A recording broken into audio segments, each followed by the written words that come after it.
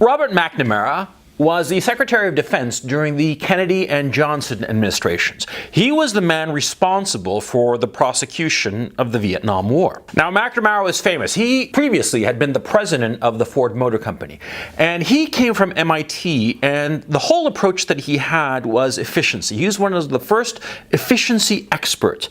The whole notion he had was to use analytical tools to solve problems. He believed that if you had enough data about any given situation, any given problem, you could solve any problem. So there's this story about McNamara, and it's pretty interesting. The story goes that in 1968, he wanted to understand when the Vietnam War was going to be won. Because so many men and so much money had been spent on the war, so much equipment had been sent to Vietnam. So by 68, he wanted to know, when is this going to end, right? So he gathered all of the data, and well, not he himself, but his minions gathered all of the data on the Vietnam War, and they plugged it into this computer. They plugged it into this computer to solve the question, when will the war be won? Now, of course, the computers in 1968 weren't that efficient, so it took a little while. It took a little while for the computer to come up with the answer, but the computer did come up with the answer. Yeah, that computer in 1968 solved the problem of when the war would be won. And you know what the answer was? The answer was that the war would be won on March 7th, 1965. That's a joke, of course, but the whole point is very serious. See, McNamara was very convinced that if he had enough information, he would be able to win the war. In point of fact, one of the things that a lot of military officers said at the time was that the Department of Defense was so interested in gathering data, pointless data, that they spent an enormous amount of time gathering this useless data as opposed to actually winning the war. Now, why did I start off this video with a joke? Well, very simple, because it's a very true point that a lot of times in your urge to understand every little detail, in your urge to gather as much information as possible in order to make the right decision, you literally get lost amid all the data, and the data will not help you. More to the point, a lot of times the result of something will not be data dependent. A lot of times the triumph or failure of somebody or something, maybe you, will depend not on some quantitative issue, but rather a qualitative issue. Because a lot of times, it's not how much you have, but how good you have it, how good you are at it. Think about the North Vietnamese during the Vietnam War. They had fewer men, they had fewer weapons, they had less of everything, and yet they won the war. Why did they win the war? Because they believed it. It didn't matter. The numbers did not matter.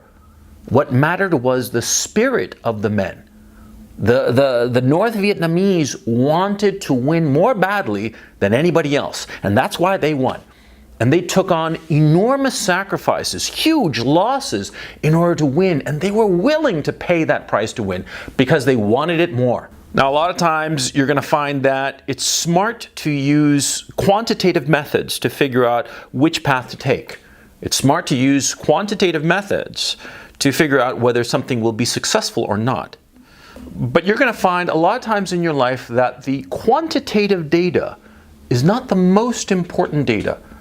The most important data, if you will, is looking into your heart, or looking into the hearts of your friends or opponents or whoever it is who will decide a situation, and figuring out who wants it more.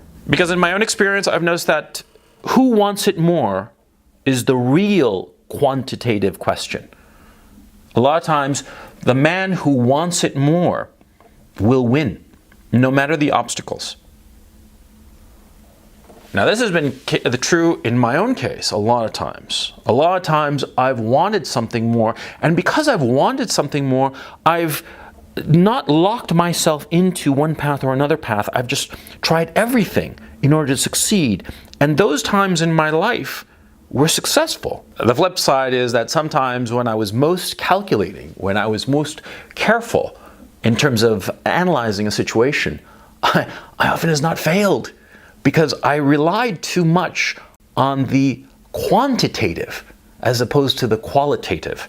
Or said a different way, sometimes I allowed too much reason and logic to influence my path instead of giving it my all insofar as my heart is concerned. Now, I'm not arguing for you to only follow your heart. No, that's stupid, okay? I mean, like, for instance, in my own case, yeah, I would have loved to have been like, I don't know, a champion tennis player, but, you know, I don't have that ability. Yeah, I mean, no matter how much I wanted to be a champion tennis player or a champion skier or whatever the fuck, right? I'd never do it because I am lousy at sports, okay? I mean, you cannot be blind to reality, is my point.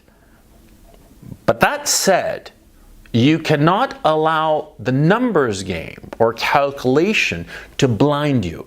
It's easy to fall into that trap. A lot of guys do it. A lot of guys who are smarter than you and me.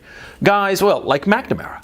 McNAMARA fell into the trap of thinking that if he had all the numbers, he could just stick all the numbers into a computer or analyze it enough, massage the numbers enough that he'd come up with the answer. And the answer would, you know, solve all his problems. He figured that, you know, if he put all the data into that computer in 1968, he'd find the answer. And of course, the answer was wrong. Now, of course, the real issue is, when can you rely on quantitative analysis? And when should you rely on qualitative analysis?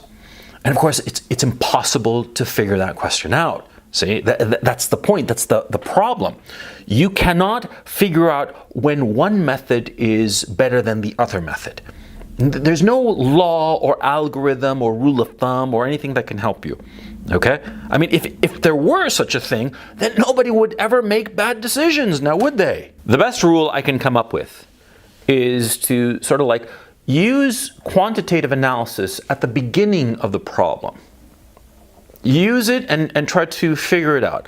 But then once you're into the situation, once you've taken one path, then once you are on that path, then you have to start relying more on qualitative analysis. You have to realize, you know, what's really possible irrespective of the numbers. The numbers help you at the beginning, but they won't get you to the end. That at least has been my experience. I'm very tentative in telling you any kind of guide insofar as this is concerned, because unfortunately it's different. It's different in every situation, and in every situation you have to figure it out on your own. And sometimes, many times, something that worked in one situation will not work in another. And I suppose the best thing I can do in this video is to tell you that you have to pay attention to both sides, because it's really not a either-or situation. It's really not quantitative versus qualitative. You have to sort of like figure out a happy balance between the two, a happy medium. Because quantitative analysis has its place, but qualitative analysis is essential. At the same time, thinking that only the qualitative is important will lead you to ruin, because there's a lot of things that we want out of life that are simply just not achievable, okay? They're not achievable because the numbers are not on our side, right? I mean, like, for instance, you know, I might hate some country, some random country, you know, and decide, oh, you know, I want to invade this random country, but I'm just one guy. How long do you think an army of one is going to last, even against a pipsqueak country? You see what I'm saying? Yeah. Qualitative alone is not enough. But don't be foolish enough to rely only on the quantitative, especially when it looks like the numbers are on your side. Because a lot of times, when you think that the numbers are on your side, that's when you lose. The Americans in the Vietnam War had the numbers on their side. They had everything going for them. They should have won. That computer in 1968 that said that the Vietnam War should have been won on March 7th, 1965, that computer was right. That's the point. That's the point of the joke. And it's the point that you should, you know, have seared into your head, that you might have the numbers, but if you don't have the will, if you don't have the drive to go all the way, then you're going to lose, no matter how much is on your side. This video is not getting to some like climactic moment. I feel like I'm sort of like fucking up this video, but okay, I'm fucking it up. But go and study Robert McNamara's life and his career. It's shocking. McNamara is, I think, one of the great tragic figures in American history. because he was not a bad man. He wanted what was best for his own country and for Vietnam. He truly was a decent guy, but he got blinded by the numbers. It's remarkable. It's remarkable because he was a man who was so brilliant. He was 10 times smarter than you and me together. Yeah? He was so brilliant and he so fucked it up. And there's a brilliant documentary by Errol Morris where McNamara is interviewed. It's called The Fog of War. You should watch it. Watch it very carefully. And learn. Learn from McNamara. Learn about McNamara's fallacy that I've described here in this video. Understand it because like I say, when you get to be good at something, that's when you start fucking up. See? It's, you never really fail when you're a failure. When you're a failure and you're trying, you're just trying. You're trying to get out of failure. It's when you succeed, when you're successful, when you're flying high, that's when arrogance can kill you. That's when McNamara's fallacy can kill you. I hope this helps.